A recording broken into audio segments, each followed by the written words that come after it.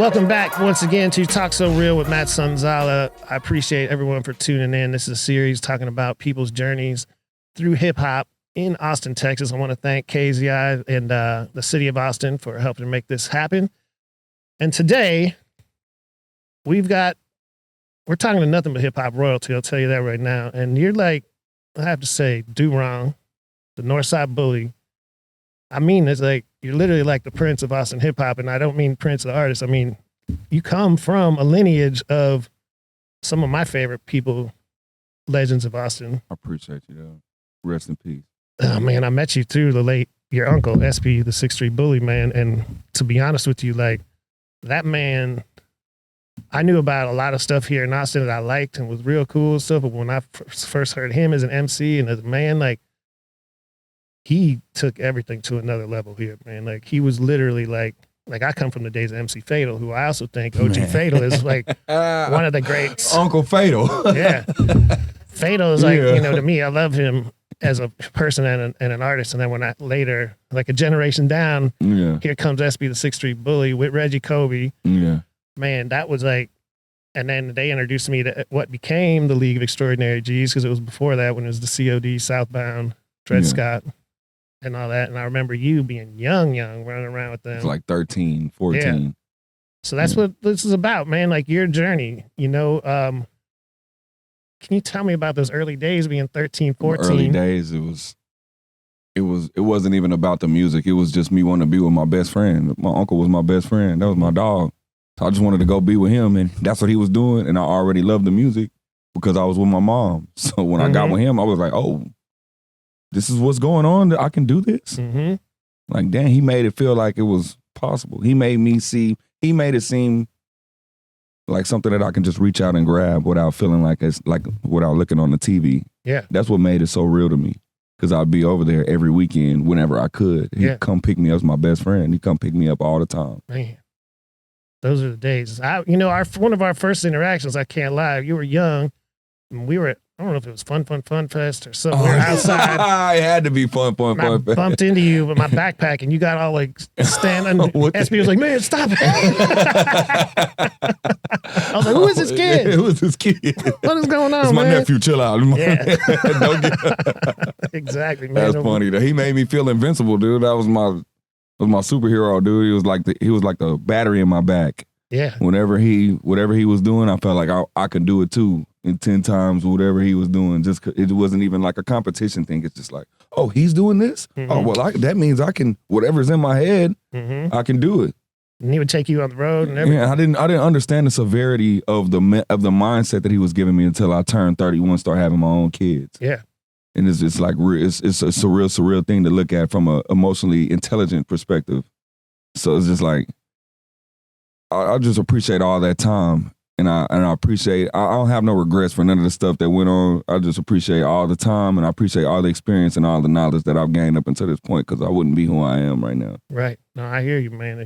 He affected a lot of things. And then that was, when the League of Extraordinary G's founded. I mean, I know you had some big shoes to fill, but you came in and like. The way I got in is I was at the studio with him. It was me, him, Grizo. And I think it was S-Dot was there. Was S-Dot there? It was me. No, it was me, Grizo, the bully, and Tuck at Grizo's house. And they were in there recording. And I went into the other room and just started writing. Mm-hmm. And my uncle came in there and checked and said, "What you doing in here?" And I just started rapping. He was like, "What? Oh, you can record that right now." So I went in there and recorded it. He couldn't believe that I just went in there and just recorded it just straight off of, this is his first time ever seeing me in the studio. I just... knock it down. 1, 2, 3, 4, 5. And he's just like, what the hell? I didn't even. It's genetic. Yeah. It's in you, man. It's in your soul. It's just already. He has had me sitting down at the house telling me, if you're going to write to every beat that plays. Whatever plays, you need to write to it. So I was taking it very serious. Yeah, definitely. You had a great coach there, man. We all did. Man, not even with just music, just as a human being. Seriously.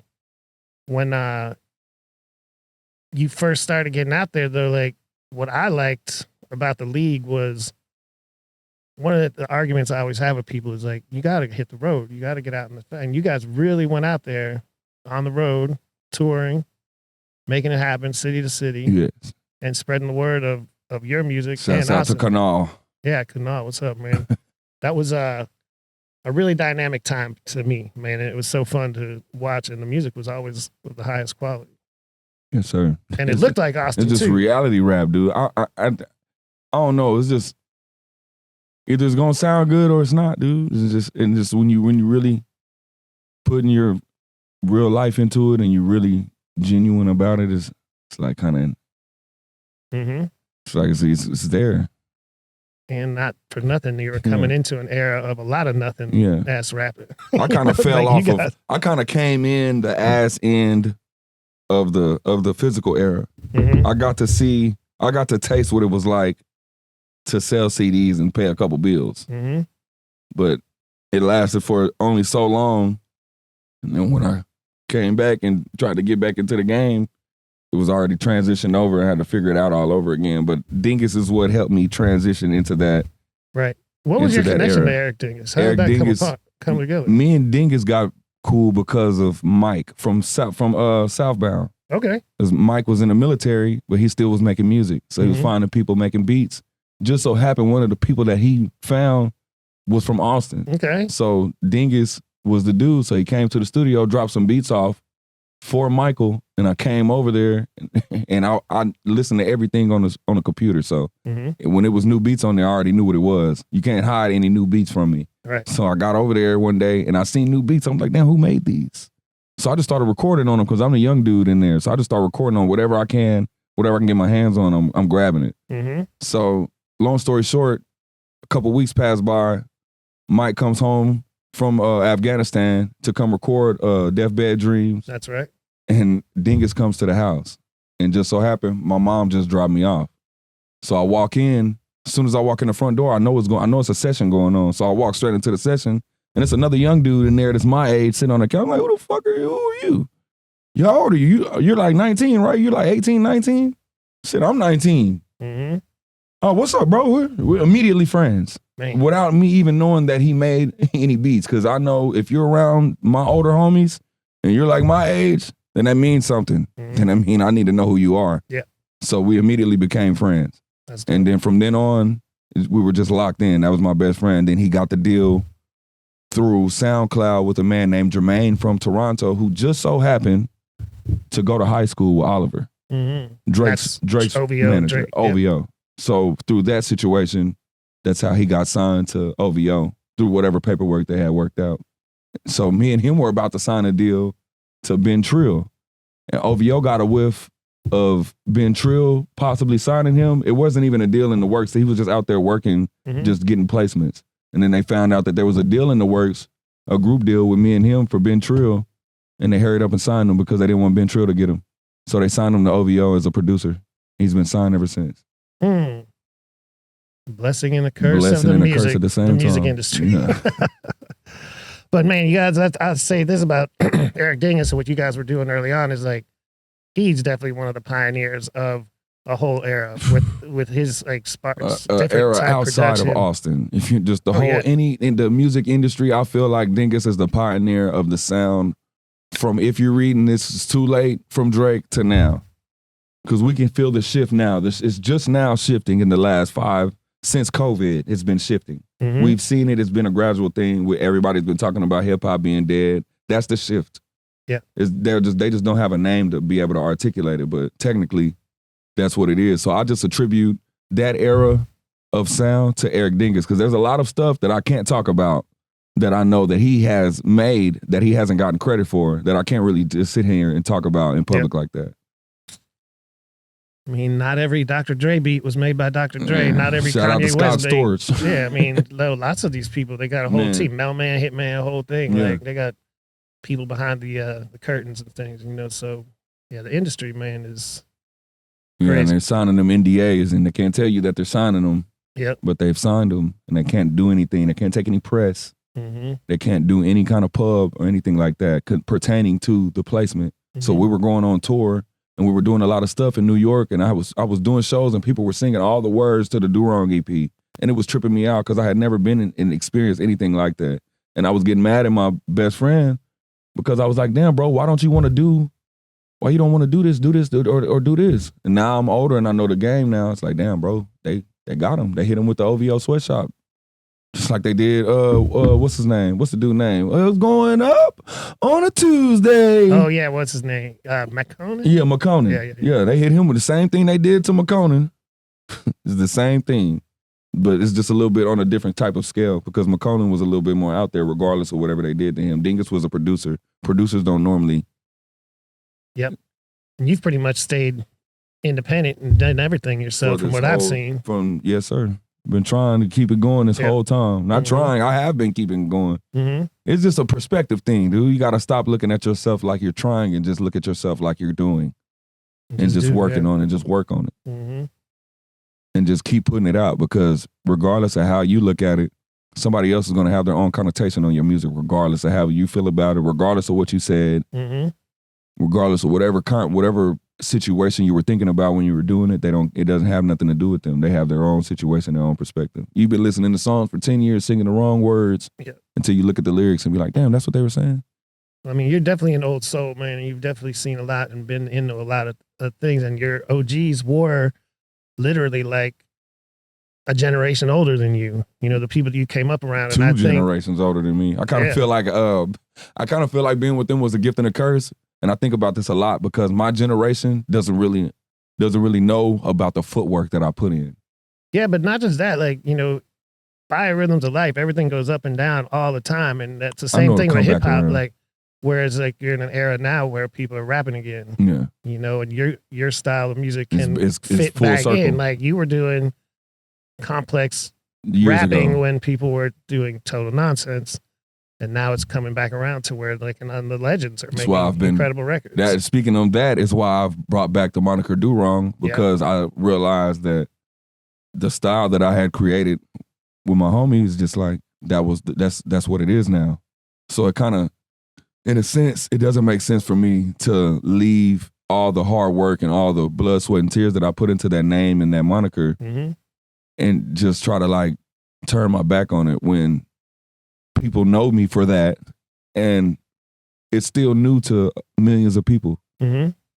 It's old to me, 10, 15 years old to me, but if I play it for somebody that doesn't know me, they get to rehab that experience all over again. I mean, you started as early as you did. I mean, like you went through elementary school to college in this game for real, man. Like, so I think it's a great time, good timing for everything you're doing right now. Are you still doing anything with Dingus? Me and Dingus, as a matter of fact, are about to release a new project. I don't have a name for it yet, but it's in the works. He sent me back 3 mixes already, and this is like some real nostalgic shit going on right now. Yeah. Like I haven't gotten a Dingus mix in some years. He sent me a fire ass mix of a song that I sent to. Dope. So it's like we're just building it gradually and trying to just build the best possible piece of work that we can so that we can put our best foot forward when it comes back out. And he's building his own project again. He's building I don't know what he's gonna call his, but he's building another Dingus tape. Okay. You know, he has his own type of EDM style where he just no rapping, is just his beats. Like some lo-fi types, like some fucking space age lo-fi. That's dope. Mike Dean does that stuff too. He drops like crazy beat projects out of the blue, and it's dope. Like Jake One them, back in the day, that old school type style, Yeah, man. It's exciting, man. And yes, sir. What other producers? Shout out to Larry McGarity. Shout out to Sci-Fi. They produced for J-Dog. He produced on the Behind 10. I got something I'm working on with J-Dog also. I mean, not J-Dog. Sci-Fi. I possibly could have J-Dog on it. Hopefully he likes it. He sends me a verse back. But Sci-Fi, DJ Burn One. I've been working with DJ Burn One. I'm just trying to pull out all the resources I got. Scotty ATL. Oh man. Anybody that I have, but I've been building relationships with all up until this point. I got a Ritz feature I'm about to re-record from the league. I'm about to remix a Ritz feature. Okay. And I've talked to Ritz, so it's good. So it's good to go. Dope. I'm just trying to gather up all the resources I have and try to put my best foot forward this time and just kick the door in, dude. Because the sound is there.